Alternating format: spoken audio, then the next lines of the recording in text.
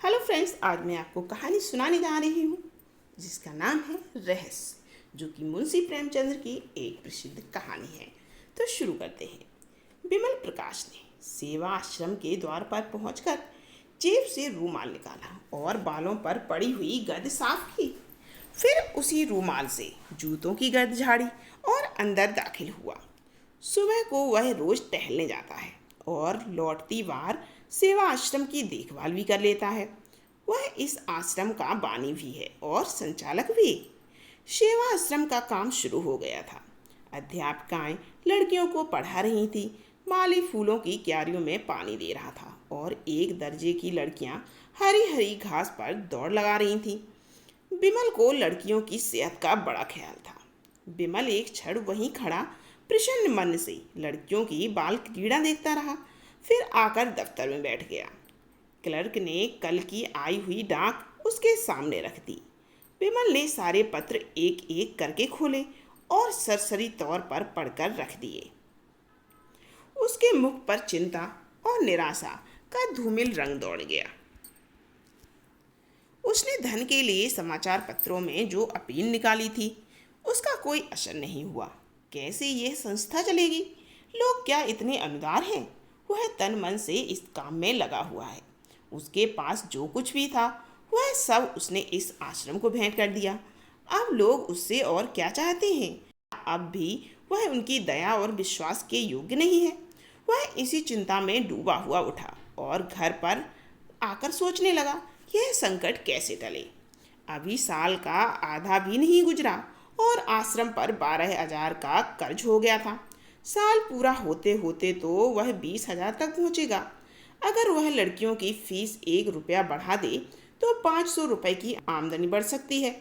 Hostel की fees 2-2 रुपये बढ़ा दे तो 500 रुपये और आ सकते हैं। इस तरह वह आश्रम की आमदनी में 12,000 सालाना की बढ़ोतरी कर सकता है। लेकिन फिर उसका वह आदर्श कहाँ रहेगा कि गरीब की लड़कियों को नाम मात्र फीस लेकर ऊंची शिक्षा दी जाए। काश उसे अध्यापिकाओं की काफ़ी तादाद मिल जाती जो केवल गुजारे पर काम करती। क्या इतने बड़े देश में ऐसी 10-20 पढ़ी लिखी देवियां भी नहीं हैं? उसने कई बार अखबारों में यह ज़रूरत छपवाई थी, मगर आज तक किसी ने जवाब ना दिया। अब फीस बढ़ाने के सिवा उसके पास और कोई रास्ता न था। इसी वक्त उसके द्वारे के सामने एक तांगा आकर रुका और एक महिला उतरकर बारामदे में आई। विमल ने कमरे से बाहर निकलकर उनका स्वागत किया और उन्हें अंदर ले जाकर कुर्सी पर बैठा दिया। देवी जी रूपवती तो न थी, पर उनके मुख पर शिष्टता और कुलीनता की आभा जरूर थी। औसत कूद, कोमल गात, चंपई रंग, प्रसन्न मुख, खूब बनी संवरी हुई, मगर उस बनाव संवार में ही जैसे अभाव की झलक थी। विमल के लिए यह कोई नई बात न थी। जब से उसने सेवा आश्रम खोला था, भले घरों की देवियां अक्सर उससे मिलने आती रहती थी। देवी जी ने कुर्सी पर बैठते हुए कहा, पहले अपना नाम बता दूं, मुझे मंजुला कहते हैं।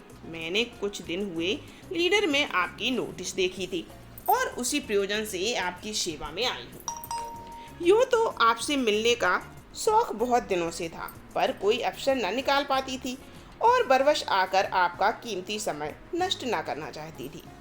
आपने जिस त्याग और तन्मयता से नारियों की सेवा की है, उसने आपके प्रति मेरे मन में इतनी श्रद्धा पैदा कर दी कि मैं उसे प्रकट करूं तो शायद आप खुशामद समझें। मेरे मन में इसी तरह की सेवा की इच्छा बहुत दिनों से है, पर जितना सोचती हूँ उतना कर नहीं सकती।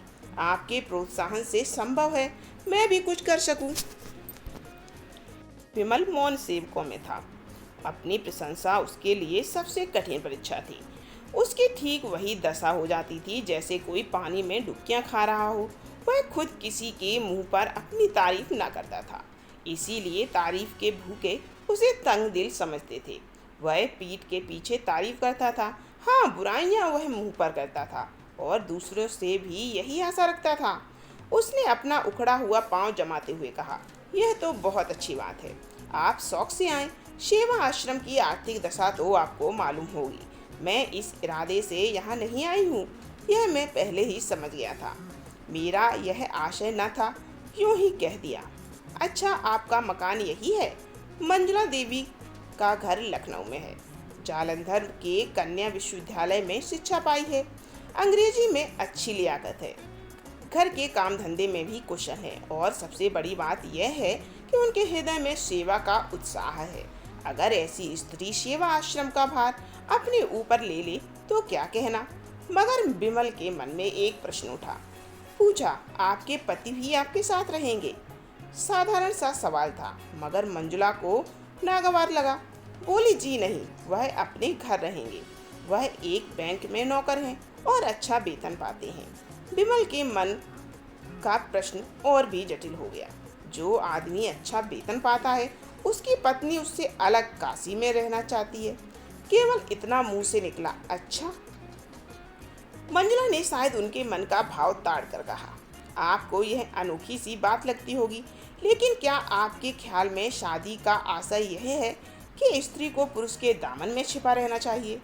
बिमल ने जोश के साथ कहा, हरगिज नहीं। जब मैं अपनी जरूरतों को घटाकर शिखर तक पहुंच सकती हूं, तो किसी पर भार क्यों बनूं? बेशक हम दोनों में मतभेद है और उनके अनेक कारण हैं। मैं भक्ति और पूजा को मानव जीवन का सत्य समझती हूँ, वह उसे लेक्चर समझते हैं।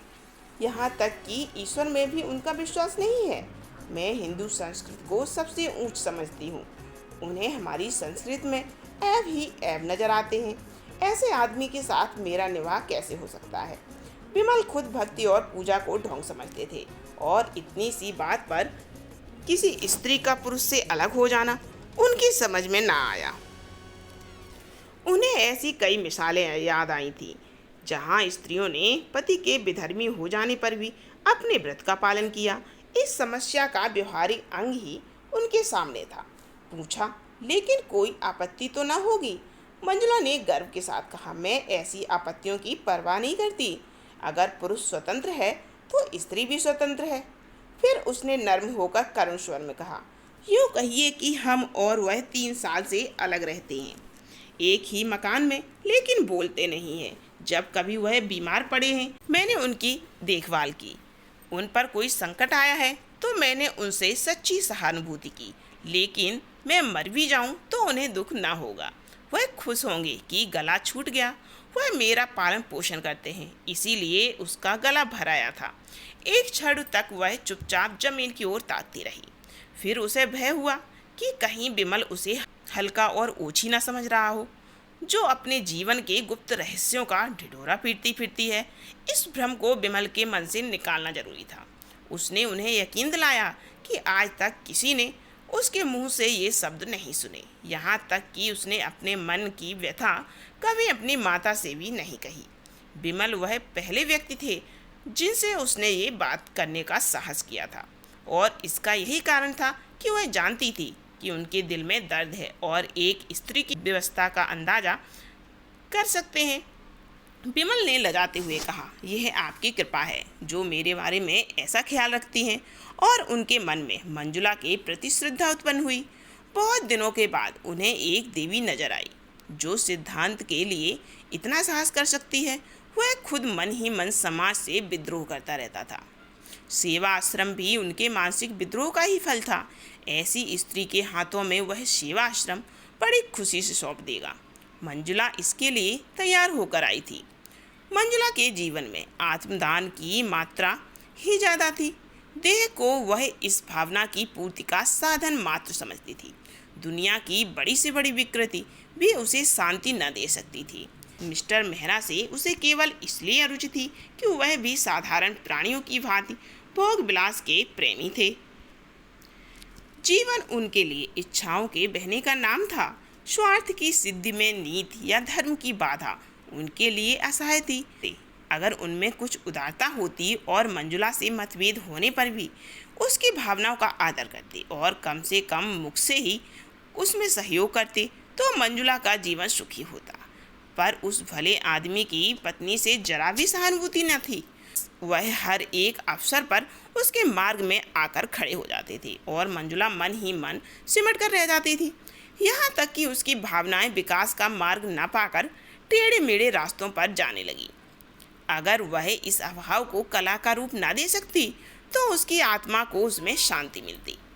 जीवन में जो कुछ न मिला उसे कला में पाकर वह प्रसन्न होती, मगर उसमें वह प्रतिभा, वह रचना शक्ति न थी और उसकी आत्मा पिंजड़े में बंद पक्षी की भांति हमेशा बेचैन रहती थी।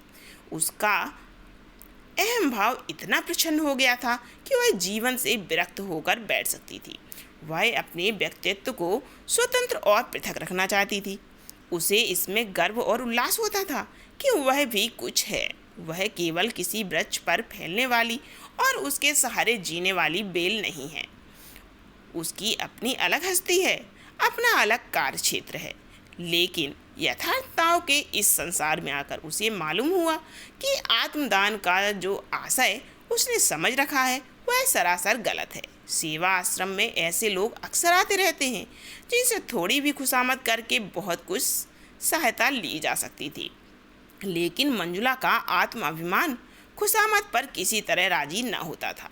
उनके यश गान से भरे हुए अभिनंदन पत्र पढ़ना, उनके भवनों पर जाकर उन्हें सेवा आश्रम के मुआयने का न्योता देना या रेलवे स्टेशन पर जाकर उनका स्वागत करना, ये ऐसे काम थे जिनसे उन्हें हार्दिक घृणा होती थी। लेकिन सेवा आश्रम के संचालन का भार उस पर था और उसे अपने मन को दबाकर और कर्तव्य का आदर्श सामने रखकर यह सारी नाजवरदारियां करनी पड़ती थी।